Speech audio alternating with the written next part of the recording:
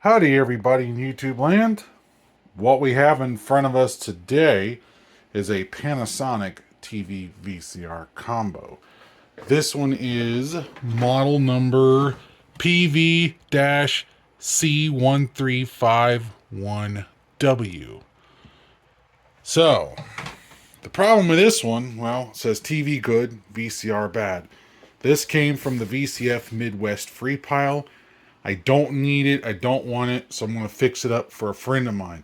Now, let's verify the symptoms. So, let's turn the power on. Wait a minute. Does the remote have batteries? No. Well, hold on. Duh, we got to plug it in. You know. Anyways, now let's see. So that doesn't work. Batteries are probably dead. Let's try here. Oh, that works. So, the TV does turn on. We've got a picture on the screen. But, oh, you know, I can't, no. Nope.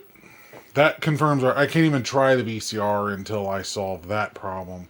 So, the tape has been eaten, which is a good sign that we've either got a mode switch problem or we have a clutch problem with the rim drive. So, yes, we're going to have to take this apart because TV works, VCR, well, they're not wrong. It's definitely bad. Yeah, it's a forehead, so it's a decent VCR, but anyways, we got to get this apart so we can see what's going on. On a side note, introduction to 5-string banjo. Well, okay. One of the big problems with these types of TVs is the screws are way down there, so you need a really long screwdriver. Hopefully that fits in there. Hopefully it's the right Phillips number, because that is a pretty thick Phillips screwdriver. So, no, yeah, it fits. So there we go. Few interesting observations. Panasonic, or Matsushita, was always known to make their own CRTs. But they didn't in this one. They used a Samsung CRT. Also, the second thing I noticed is this is the world's smallest degaussing coil I've ever seen in my life. That is terrible. So, anyways, we need to figure out how to remove this. It looks like it just lifts up and out and away, considering how... Oh... I do notice, look how yellow it is down here. Ooh. I bet this is really brittle too. I bet it is. I bet it's super brittle. Let's see. Yep, I hear it cracking. Gotta be careful. Anyways. Alright, so... Yeah, I think I want to try to slide this out so I can attempt to service this thing with the chassis out. Easier said than done. But this whole thing looks like it might even be made by Samsung. They just put... Panasonic just put their name on it. Because I see a lot of... Well, no, there's Panasonic capacitors in here. It might be Panasonic. Yeah, Matsushita. Sure enough. So, yeah. Alright, well, let's get this chassis out. After taking all these screws out, which are over there, I finally got the little metal cover off, and you can see, like, why it wouldn't come out. So, the tape's going to be scrunched, but, I mean, I don't need to learn banjo lessons anytime soon. So, I think we're okay there. We can just carefully remove this tape, and now it's out of the way. So, there. So let's figure out if there's a... So that moves freely. That one kind of does, but also not really. I got to look under here and see if there's a belt or a cracked gear that's causing our issue. In order to do that, I have to remove this entire mechanism from the unit so I can see what's going on up underneath it. Well, that was a pretty easy diagnosis. See the problem? The belt's missing. That would certainly cause it. Look at all the heat buildup on this gear. That's kind of a bad design. So this thing has been used a lot, but the VCR, the heat just like baked out. You can kind of see a wet spot here. Maybe there's capacitor P. I'm not sure, but there's something. You can kind of see it here too, so maybe not. I don't know. But we got to replace that belt, and we got to clean this mode switch. Because that mode switch is also important, because that switch goes through one of these gears. I want to say this one, because you can see the keyway that slips there, so that's important. This mode switch, the way this works is, this is a rotary encoder that tells the microcontroller where this mechanism is in the process between the eject and loading process. It's like a 1-step, 2-step, 3-step, 4-step process. The microcontroller knows at any given point where this mechanism is. So if this mode switch is dirty or bad or missing, it's going to get confused and it's not going to know where it is. For the first time in my entire life, those Chinese belt kits that they sell a whole bunch of random belts, I actually have the right belt to fit this thing. So we're good there. So I'm going to go ahead and replace that belt. But before I do that, I'm going to reset the mechanism, which I've already done, which puts this back to the exact timing position that it needs to be in. There's an alignment mark somewhere. There it is, I think. I can't remember. But there's an alignment mark there. More importantly, this gets reset too, and there's a bump where it sits in. So I'm going to go ahead and spray this thing out with a little bit of deoxit and rotate it around a bit, so that way we don't have any problems out of the mode switch.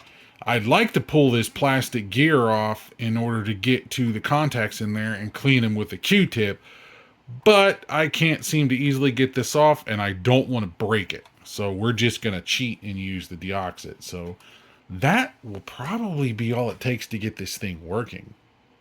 I wish it was going to be that easy to fix it, but yet we have another problem. Duraleaks. Duraleaks strike again. Fortunately, that's a secondary issue, but ugh, I hate Duracell. I really, really do.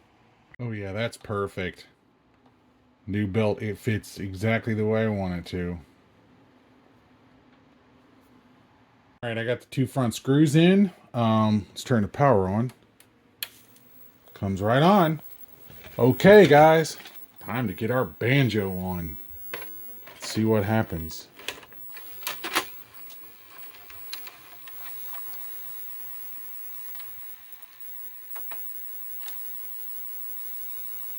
There it is.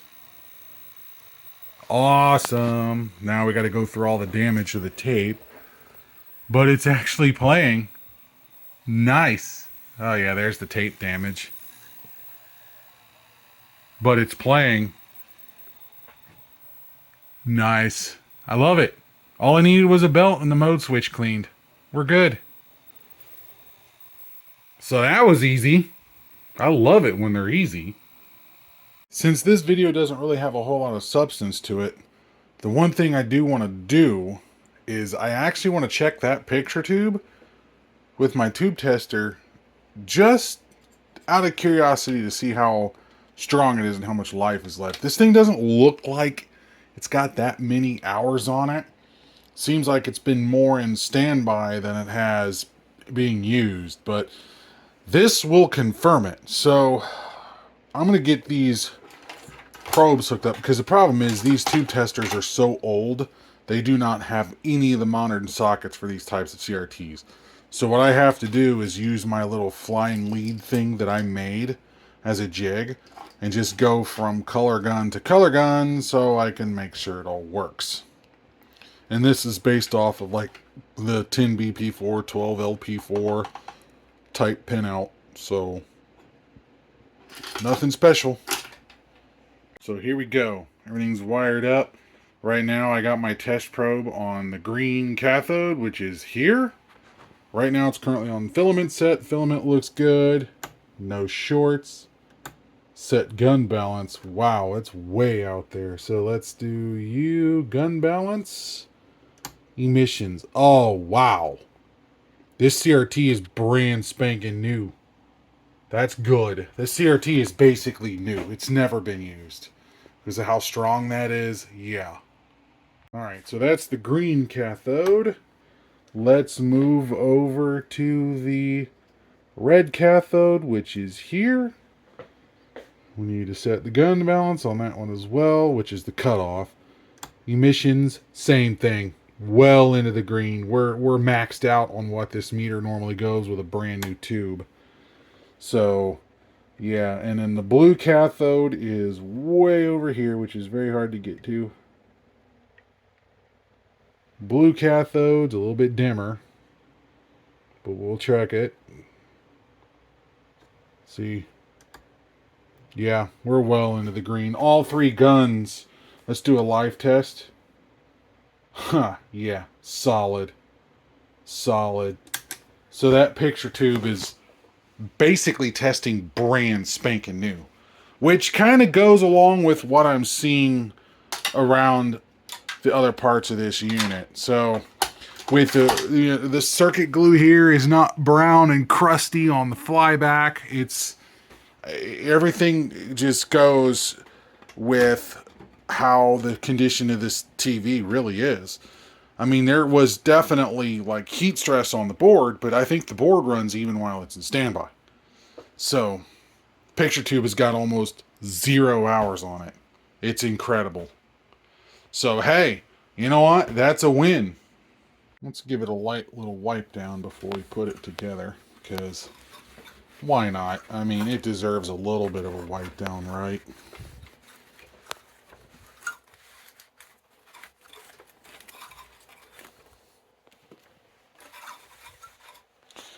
Yeah, it's just kind of dust from sitting around, just left in standby its entire life. And one thing I did notice is it's got the purple pissers well into the 2000. I'm looking around. The date codes of everything puts this thing basically in 2001. Maybe very early 2002, but most definitely 2001. So it's a relatively old set at this point. 24, 25 years old. Almost 30 years old. With a brand new picture tube. I mean, you can't win any more than that, really, with something like this. So, hey, it's good. So let's get this thing back together now, and we'll shove the tape back in it and try it again. Well, I suppose this sticker is no longer relevant. It's been on there for a couple of years because this TV has been sitting here since 2023. So here we go. Make sure it kicks on.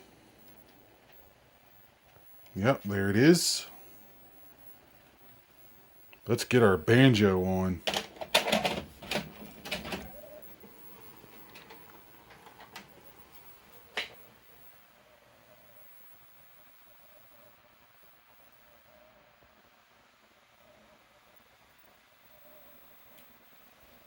Awesome.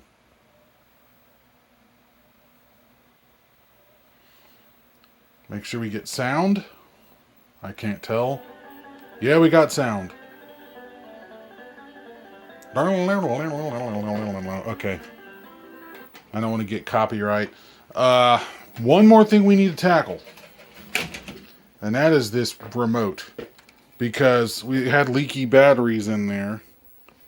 And it kind of goes all the way down in there. So I need to get this apart and clean it a little bit with some vinegar, which I don't have. I forgot to buy some from the store. Dang it.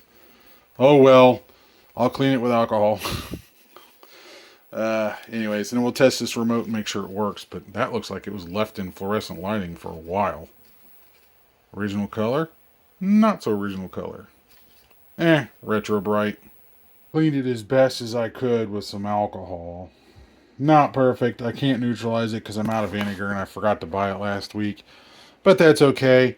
I cleaned it as best I can, but I'm going to have to take the grinding wheel and go at the spring a bit because otherwise that's just not going to work. So I have to use my grinding engraver and clean that up.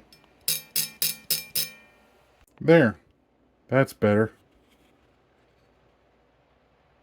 Much better. So, it's clean. Hopefully the remote works. I need to go in here and make sure I get any residual crap out of this. Like you can see some rusted debris and crap in there. So we'll get all that out and then put this thing back together. Alright, well, new batteries are installed, so let's see what happens. Hey, it works. Nice. Let's see, there should be... Yep, that works. Ugh, it's never been set up. That's how you know. This thing has never been set up. So, let's see. We have...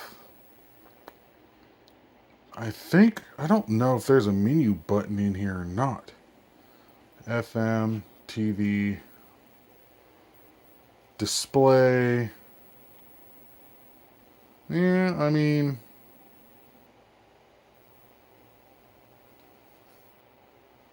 Yeah, that's just it. So,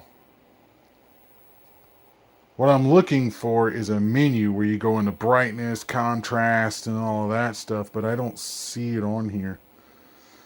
Action. Oh, there we go. Let's see. So, set. Action. Video input. FM. Tuner. Nope. Oh, let's see. Main menu. So, there's a function in here somewhere. Option, input, select. No. Yeah. Anyways. What matters is the remote is working. So we're good. We can finally wrap this one up. It's a fairly quick and short video. I like it when they're quick and short. Nothing crazy. Just a little bit of a variety of content out there because I don't think I've got any VCR videos on my channel. So I figured something quick and simple. I'm kind of glad it was quick and simple because I'm taking this to VCF Southwest. So I need it for the show. Anyways, so if you enjoyed this video, don't forget to hit the like and subscribe and all that fun stuff. If you have a comment, please feel free to leave one. Thank you for watching. Until next time.